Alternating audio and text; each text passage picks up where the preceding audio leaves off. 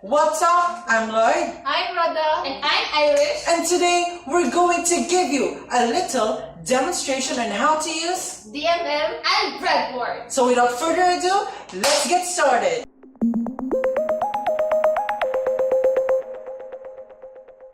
Let's not forget that this DMM goes with this meter pen. This red meter pen is the positive one, while this block is the negative one. In this DMM, this block meter pen should be inserted on this comb hole. And while this red one could be inserted here in 10 ampere hole or in this other hole. But it depends on the values you are about to measure. A digital multimeter or DMM. What is a digital multimeter? A digital multimeter is a test tool used to measure two or more electrical values. So here is a Victor 821D multimeter and its functions. So here we have the frequency or duty mode cycle.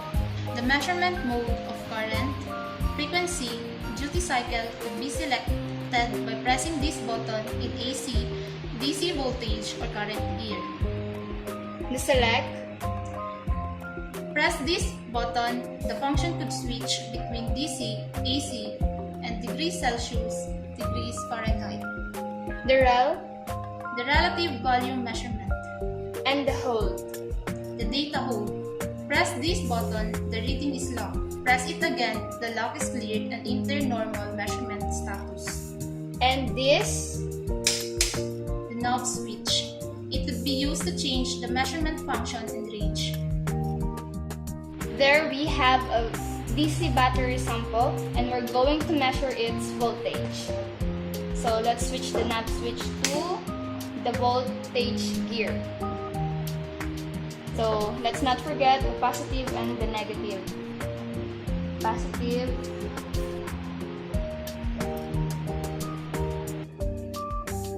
And what we have measured is a 3.703 volts. So instead of having 3.85 voltage, we only measured the 3.70 voltage.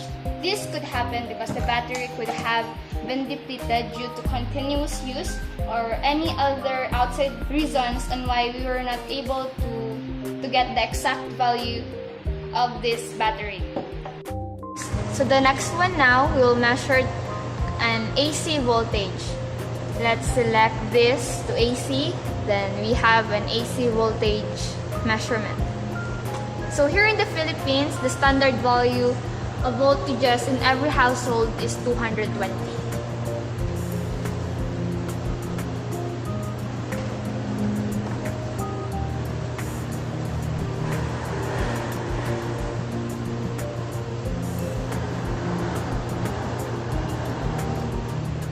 And here we have 216.6 volts and we weren't able to get the 220 volts since it could be one of the reasons, the DMM itself or the nature of the current.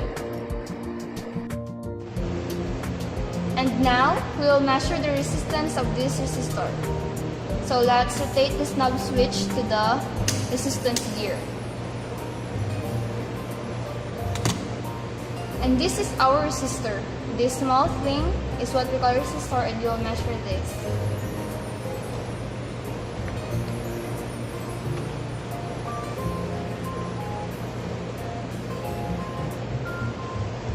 And the measurement or the resistance of this resistor is 1.2 ohms. So here we have a diode. So the one with the silver color is the negative polarity and the black, and on the other side with the black one is the positive polarity diode. So let's put this here. So we are going to have forward measurement. We are going to connect the red meter pen to the positive diode and the black meter pen to the diode negative polarity. So here we have a 0.516 volts. Let's measure the capacitance now. So switch function to the capacitance gear. And here we have our capacitor.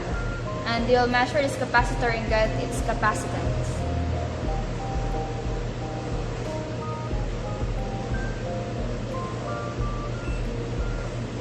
And we have 1.175 nanofarads. Then we are about to measure the current. However, you have three ways on how you want to measure the current. It's either the milliampere, the microampere, or by 10 ampere. This one, and this one.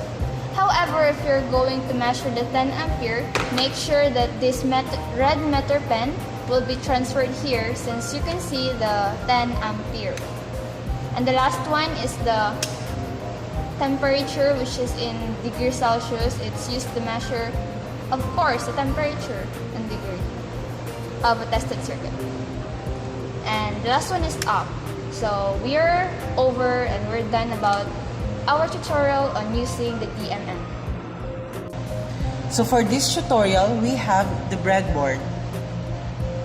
So for just a very short introduction on what is a breadboard, an electronics breadboard is actually referring to a solderless breadboard. These are great units for making temporary circuits and prototyping, and they require absolutely no soldering. So I just want to give you an overview on what are the different parts of the breadboard. This side is what you call the binding post. This one is what you call the power rails.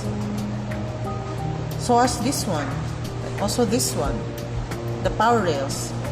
And then here on the center is what you call the terminal strips.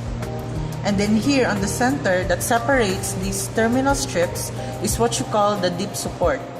So first things first, I'm going to introduce to you what is a terminal strip.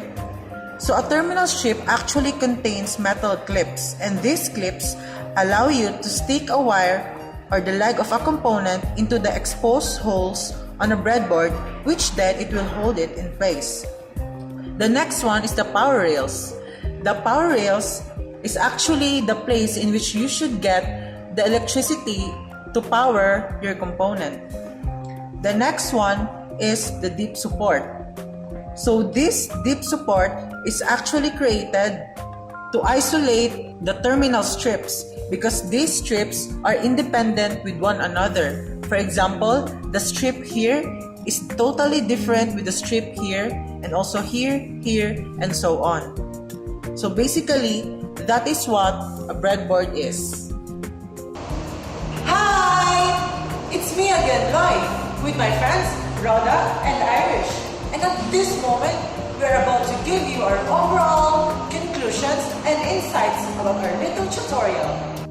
In short, the DMM is a very important tool measuring electrical volumes, any other volumes measurements like hertz, temperatures. A breadboard is a decent starting tool in creating your own circuits. Its parts are very easy to understand, and as a beginner, I would highly recommend it. Some of the key conclusions about what my two colleagues said on the DMM and the breadboard, we can therefore say that the DMM is indeed a great tool for measuring voltages, resistance, capacitor, current, and any other of those stuff, because let's not forget that this simple little device is a combination of ammeter, voltmeter, and any other of those devices. However, on the other hand, this breadboard is still a good equipment and a tool for learning, discovering, exploring, and especially making your own new circuits. So don't stop learning, don't quit, keep sparkling. So that's all for today, guys. Thank you so much for watching. Bye!